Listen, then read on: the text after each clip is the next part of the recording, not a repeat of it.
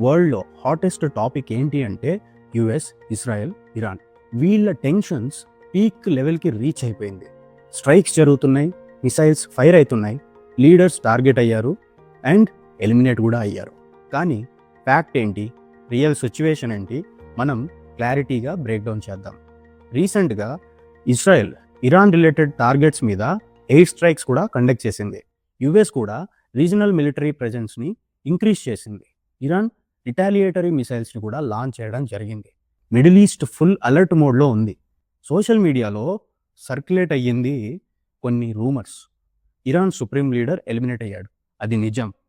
అందుకే వాళ్ళు 40 రోజుల సంతాప సభ జరుపుకుంటున్నారు.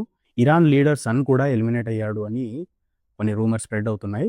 But listen carefully, official verified confirmation లేనిదే వార్ టైంలో రూమర్స్ ఫాస్ట్గా స్ప్రెడ్ అవుతాయి. కానీ మనం ఫ్యాక్ట్ బేస్డ్గా మాత్రమే చెప్పాలి. So as of now air strikes కన్ఫామ్గా జరుగుతున్నాయి, సీనియర్ మిలిటరీ టార్గెట్స్ అవుతున్నాయి, సుప్రీం లీడర్ చనిపోయాడు.